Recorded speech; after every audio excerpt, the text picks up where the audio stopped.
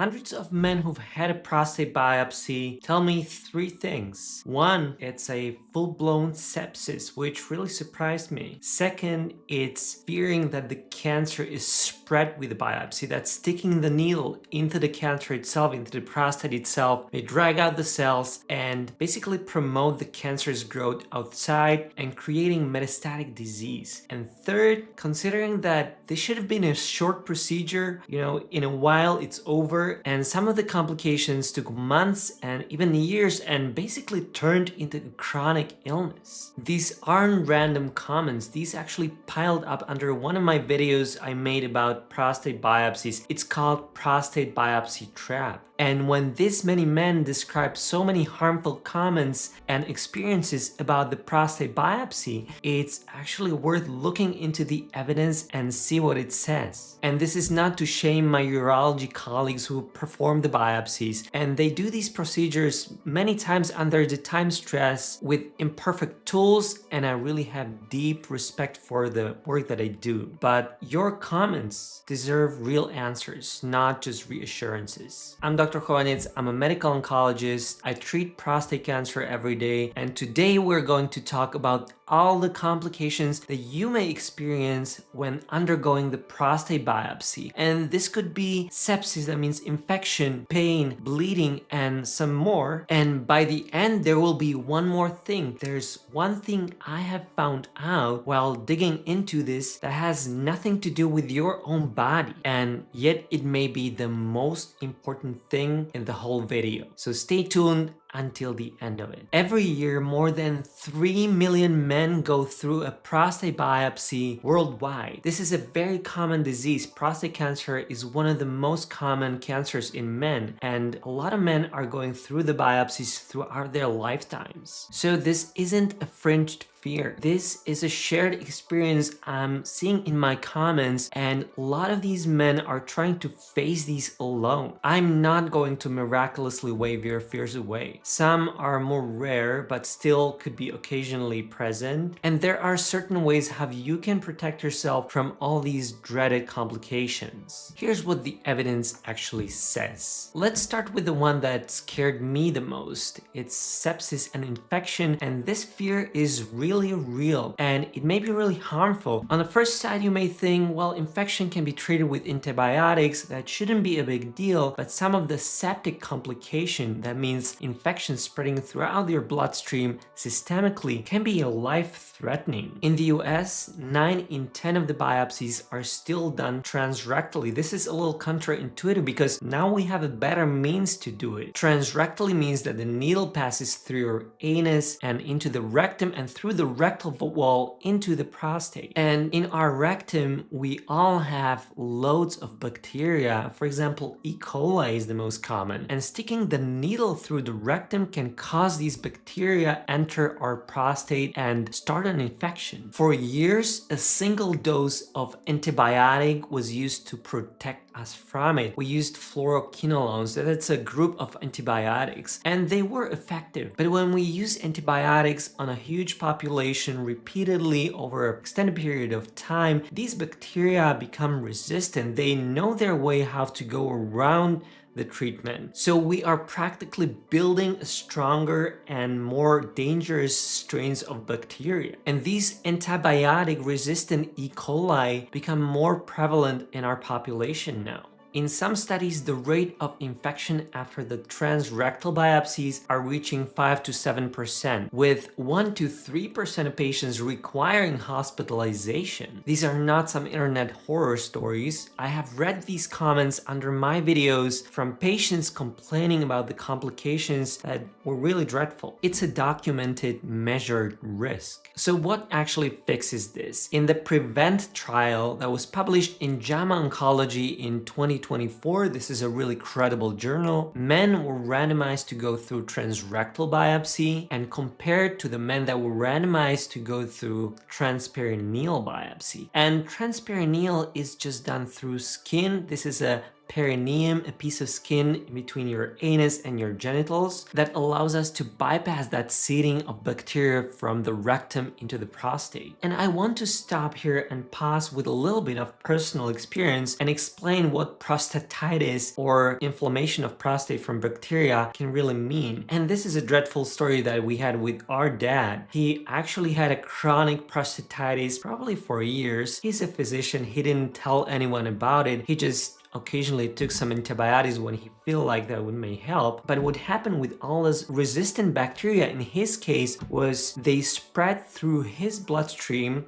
sepsis, into another organ, his liver. And for a while we thought he might have cancer in his liver. He had septic fevers. He really felt weak and looked weak. And when we realized this is the infection, he really needed some surgery to drain his abscesses from his liver and his prostate, and he finally recovered. But this is to illustrate that prostatitis may be a life-threatening complication. Thankfully, we have means of dealing with that. So what the PROTECT trial found was 0 significant infections when done through Transperineal approach through the skin. And this was compared to 1.6% in the Transrectal group. Seems like a small difference, but it's really meaningful. It is also worth noting that the detection rate of aggressive prostate cancer was similar, 55% compared to 52%. So the biopsy is still doing what it should. So 0 here is not a sounding error. Even European guidelines now lean towards recommending transperineal biopsies every man possible, and also leaning away from using fluoroquinolones, antibiotics for these biopsy procedures. So if the fix is so clear, why isn't every clinic using it? Few US physicians have been trained in this procedure, and it usually takes longer. Reimbursement used to pay this either way. That only changed this year when the new billing codes allowed to bill for the transperineal biopsy in a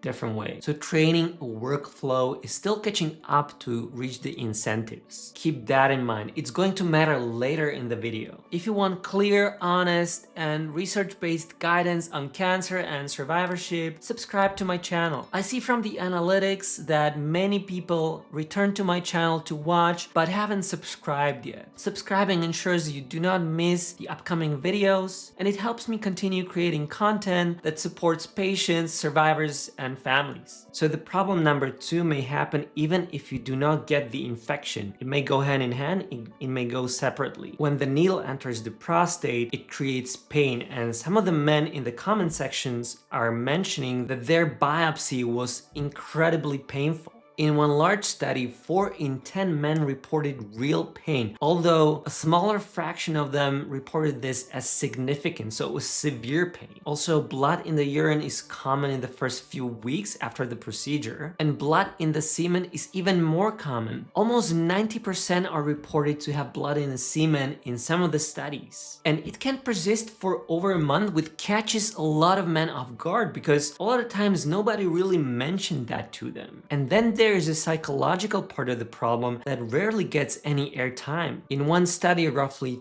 2/3 of men, that's a majority of men, experience real anxiety before the procedure, and 1 in 5 men reported to have anxiety severe enough to require medication. Close to half of the men reported a real psychological distress before the procedure. And here's the part that surprised me as well. Many of these men are still reporting anxiety even if they got negative results. So their biopsy came back, proved no cancer was found, and they were anxious and distress even 3 months later. Now, the fear number 2 is very real even if the infection and prostatitis doesn't happen. Fearing that needle that goes into your prostate ultimately injuring the prostate tissue is very real, and you may think, and a lot of men argue in the discussions, that they are really worried that you may drag out some of the cancer cells and basically help them disseminate into our bodies, creating a metastatic disease. A lot of men are arguing that doctors actually caused their prostate cancer to spread. There may be also some sexual side effects occurring after the biopsy. A journal of urology found that erectile dysfunction occurring after the biopsy is real, but luckily it's usually mild and transient. But you can still have some erectile dysfunction after the procedure, so please do not be alarmed. This should resolve in about 3 months in most of the men. Usually, not always. Especially men undergoing repeat biopsies and the men who go on to receive a prostate cancer diagnosis report more erectile dysfunction compared to the men that did not have that cancer diagnosis confirmed. This suggests that some of it may be tied to psychological distress, which is natural. But I want to be clear here. None of this means you shouldn't get a biopsy when it's really needed. It means you should have a structured, meaningful conversation with your doctor to go through all the risks that may be awaiting you, to know what to expect from it, and to know how to protect yourself, because you still can protect yourself from some of the complications. Now, here's the part I almost didn't include because it almost sounds like an internet paranoia. But it's not that simple, and I'm not just going to wave it away because the fear is real. Stick with me because after this, I will answer the question that I left hanging earlier. Why the fix from chapter 1 is still not the standard